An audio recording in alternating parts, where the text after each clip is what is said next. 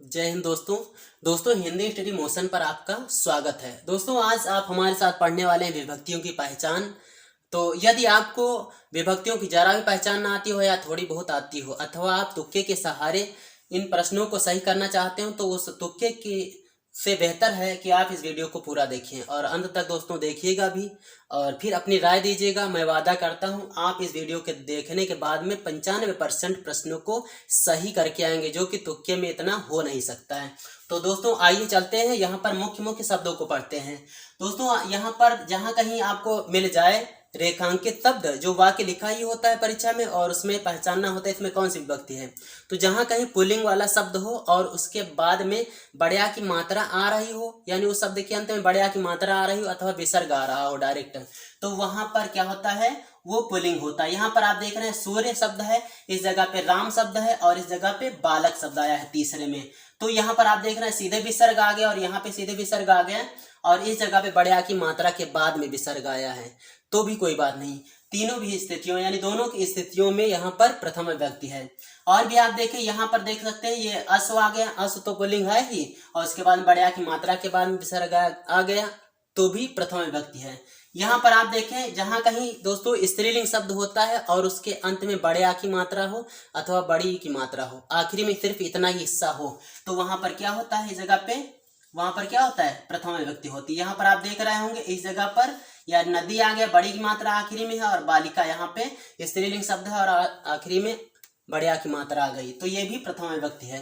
और भी ध्यान दीजिएगा, यदि कहीं अंत में वान या मान आ रहा हो, जैसे यहाँ पर आप देख रहे हैं यहाँ पर वान आ गया है और इस जगह पर आप देख रहे हैं मान आ गया है, तो वहां पर दोस्तों प्रथम विभक्ति होगी। तो आप पहचान गए होंगे कि पुल्लिंग नाम हो यानी पुल्लिंग शब्द हो और आखिरी में बड़या की मात्रा हो अथवा सीधे विसर्ग आ जाए, तो वहां पर प्रथमा विभक्ति। स्त्रीलिंग नाम हो और उसके अंत में बड़या की मात्रा अथवा बड़ी की मात्रा हो, तो वो भी प्रथम विभक्ति, और अथवा वान या मान आ रहा हो आखिरी में, तो वो प्रथम विभक्ति होती है। आइए द्वितीय विभक्ति पर चलते हैं। दोस्तों आपने देखा अभी कि वान या मान आ रहा होगा तभी प्रथम विभक्ति होगी। यदि कुछ और आ रहा होगा, जैसे यहाँ पर गुरु छात्रान पृच्छत छात्रान आ रहा है, यहाँ पे तंडुलान आ रहा है, गरगान है। यहाँ पर आप देख रहे हैं ना आन आया है ना मान आया है, त्रान आया है, लान आया है, गान आया है, तो इस जगह पर द्वितीय विभक्ति हो जाएगी। ये क्लियर हो गई दोस्तों। वान या मान आया तो प्रथमा और नहीं तो कुछ और आन वाला आ गया तो ये द्वितीय विभक्ति हो गई। आइए तृतीया पे चलते हैं। दोस्तों ये तृतीया में जहां कहीं एन आ गया होगा, अंत में एन आ रहा होगा अथवा एड़ आ रहा होगा, यहाँ पर एन आ गया है, यहाँ पर एन आया है और जगह पर एड़ आया है। जहां कहीं एन एड़ आता है अथवा अंत में भी आ जाता है या आय आ जाता है, जैसे यहाँ पर भी आ गया, यहाँ पर भी आ गया और यहाँ पे आय की मात्रा के बाद में ठीक बाद में विसर्ग आ गया, तो तृतीय विभक्ति होती है। ये बात क्लियर हो गई है ना दोस्तों। तो इतना क्लियर हो गया कि यहाँ पर एन आया है, यहाँ पर भी एन आया है और ये एड़ आ गया है। इस जगह पर दोस्तों आप देख रहे होंगे भी आ गया है और इस जगह पर भी है, यहाँ पर आय है आ गया, तो ये पर यहाँ पर क्या हो गया, तृतीय विभक्ति हो गई। आइए चतुर्थी विभक्ति पर चलते हैं।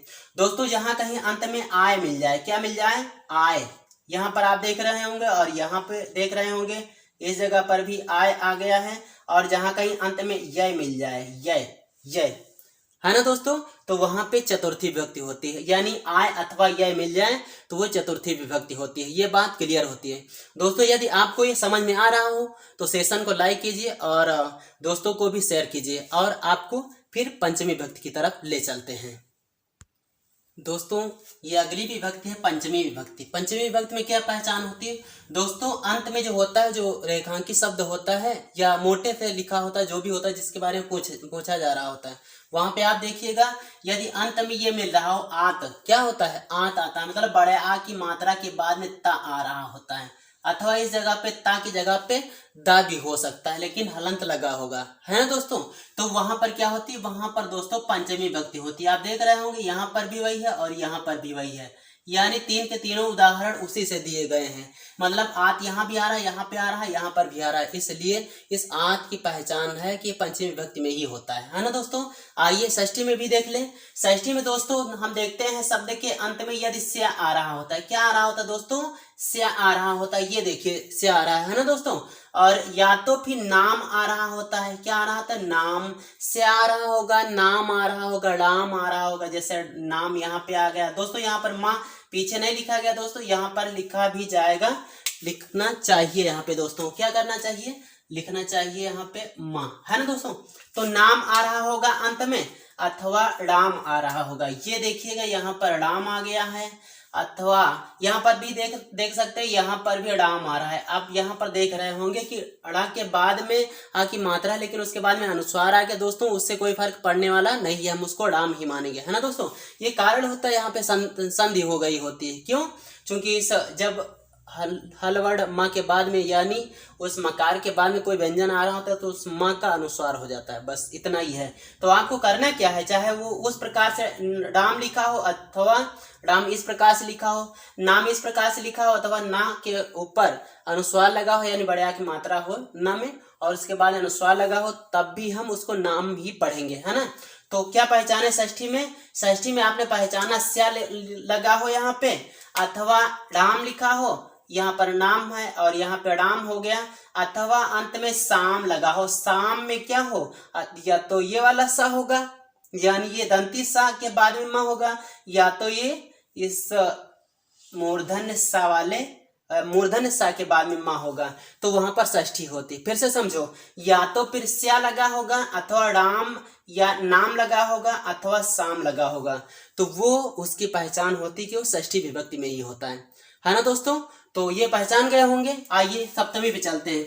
सप्तमी में दोस्तों आखिरी में हम देखते हैं सु लगा हो, क्या लगा हो, सु लगा हो, यहाँ पर भी सु लगा है, इसमें भी सु लगा है, इसमें भी सु लगा है। ये जो सु लगा होता है वो सप्तमी विभक्ति में ही होता है। किस में होता है, सप्तमी विभक्ति में ही होता है दोस्तों। आप अब तक की पढ़ चुके हैं 7 विभक्तियों को, इसके बाद में संबोधन आ रही है दोस्तों। आपको मालूम होना चाहिए कि संस्कृत में 7 ही विभक्तियां होती हैं।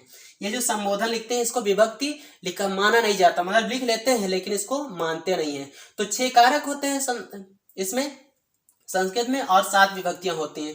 अब आप आश्चर्य पड़ गए होंगे कि भाई विभक्तियां 7 हो गई, लिखते 8 हैं, मानते 7 हैं, लेकिन कारक 6 ही होते हैं। हाँ दोस्तों, मानना पड़ेगा, क्योंकि विभक्तियां लिखे तो 8 हैं लेकिन माना 7 को जाता है सप्तमी विभक्ति तक, लेकिन जो कारक की गिनती करें, ये जो षष्ठी विभक्ति का कारक संबंध होता है, संबंध को कारक नहीं माना जाता है। तब आपको मालूम हो गया होगा कि कारक 6 होते हैं, है ना दोस्तों। तो आइए इतने से ही अपनी पिक्चर खत्म नहीं हुई, अभी संबोधन को भी देख लेते हैं दोस्तों। यहाँ पर देखिएगा जहां कहीं ये लगा होगा, ये संबोधनवाचक चिन्ह है, ये इसकी पहचान होती है, संबोधन का ही होता है। यहाँ पर कौन सी विभक्ति होगी, संबोधन विभक्ति हो जाएगी। तो पिक्चर अभी हमने कहा खत्म नहीं हुई है, अभी हम देखेंगे कि एक एक शब्द में 2-2 विभक्तियां होती हैं, अथवा यूं कहें कि एक एक शब्द 2-3 विभक्तियों में आ जाते हैं। उनको पहचानते हैं वो कौन कौन से होते हैं। आइए आपको ले चलते हैं, लेकिन हम फिर से बता दे रहे हैं कि यदि आपने वीडियो को लाइक ना किया हो तो लाइक कर दीजिए, दोस्तों को भी शेयर कर दीजिए, और यदि आप हमारे चैनल पर नए हैं तो चैनल को भी सब्सक्राइब कर लीजिए। आइए हम आपको आगे बढ़ाते हैं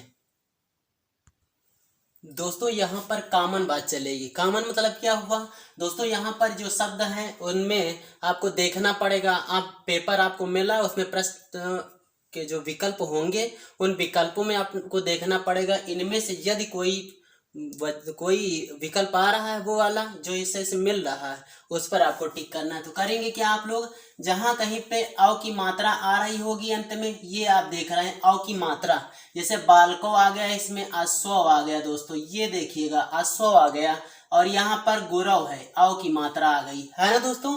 इन तीनों में बालको, अश्व, गुरव ये आ गए, अ की मात्रा आ रही है।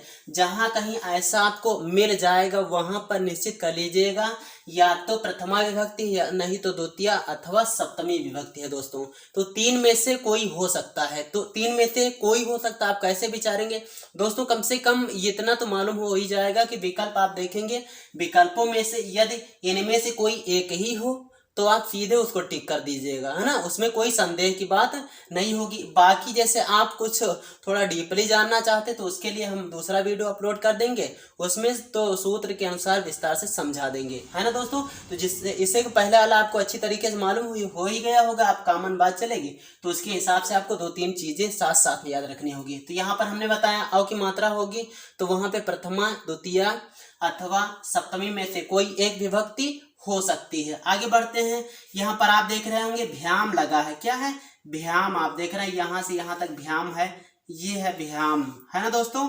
अब ये भ्याम चाहे इस प्रकार से यानी अंत में माँ लिखा हो चाहे माँ ना लिखा हो, उससे पहले वाले वर्ड पे अनुस्वार लगा हो, बात एक ही होगी, है ना दोस्तों। तो जहां कहीं भ्याम लगा होगा वहां पे 3 विभक्तियां हो सकती हैं। कौन कौन सी होंगी?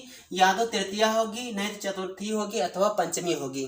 यानी तृतीया, चतुर्थी, पंचमी में से कोई विभक्ति हो सकती है। तो वहां पर परीक्षा में आप विकल्प देखेंगे, वहां पर आपको यदि इन तीनों में से एक ही कोई विभक्ति मिले तो आप सीधे आंखें मूंद के उसको टिक कर दें, उसमें कोई सोचना विचारना है ही नहीं। आगे बढ़ते हैं, ये समझ गए होंगे। अच्छा, उसके बाद में आप देख रहे होंगे भ्याह लगा हुआ है इसमें, यहाँ पे भ्याह लगा है, इसमें भी भ्याह लगा है। ये देखिए देवेभ्याह, यहाँ पितृभ्याह में भ्याह लगा है और इस जगह पे तिलेभ्याह में भी भ्याह लगा है। जहां कहीं भ्याह मिल जाएगा वहां पे आपको निश्चित कर लेना है, या तो चतुर्थी विभक्ति का हो सकता है अथवा पंचमी विभक्ति का हो सकता है। तो कौन कौन सी हो जाएगा? या तो चतुर्थी होगा अथवा पंचमी होगा। तो आपको वो जो तुक्का लगाते हो दोस्तों, वो भी आसान हो जाएगा। कैसे आसान हुआ? क्योंकि आप जहां कहीं मान लो चतुर्थी विभक्ति का भी विकल्प हो, पंचमी का भी हो, प्रथमा का द्वितीय का भी हो, तो वहां पे आप प्रथमा और द्वितीय को तो नहीं टिक करेंगे, बिल्कुल उसको बर्खास्त कर देंगे। बाकी बचेगा चतुर्थी या पंचमी में से, तो हो सकता है यहाँ पर सही हो सकता है ना दोस्तों। और हमने कहा ही है, इसको अगर आप सूक्ष्मतः जानना चाहते हैं उसके लिए दूसरा वीडियो अपलोड कर दिया जाएगा, वहां पे विस्तार से बता दिया जाएगा और सूत्र के अनुसार। तो यहाँ पर आपको मालूम हो गया भ्याह कहीं भी मिलेगा उसमें चतुर्थी अथवा पंचमी विभक्ति होगी। आइए आगे बढ़ते हैं और लास्ट है ये दोस्तों, आपको यहाँ कहीं भी योह लिखा होगा, क्या होगा? योह लगा होगा। जैसे यहाँ पर आवयोह लिखा तो यहाँ पे योह है ना दोस्तों। ग्राम यहाँ पे द्वयोह है, ये देखिएगा योह यहाँ पर है, यहाँ पर भी योह आ रहा है और इस जगह पर आप देख रहे होंगे योह यहाँ पर भी आ रहा है। जहां कहीं योह मिल जाएगा वहां पर षष्ठी अथवा सप्तमी विभक्ति होगी। कौन कौन सी हो सकती है? या तो षष्ठी विभक्ति होगी, नहीं तो सप्तमी विभक्ति होगी। तो यहाँ पर भी वही लागू हुआ कि आप विकल्प देखेंगे षष्ठी और सप्तमी में से यदि एक ही विकल्प, एक ही चीज है और एक नहीं है तो उसके ऊपर आप तुरंत टिक कर दीजिए, उसमें कोई सोचना विचारना है ही नहीं। तो दोस्तों आज के अंक में इतना ही। अगले अंक में हम व्याकरण का ये जो विस्तार से हमने बताने को कहा है वो भी अपलोड कर देंगे, उसको आप देख लीजिएगा, है ना दोस्तों। तो आइए चलते हैं। जय हिंद।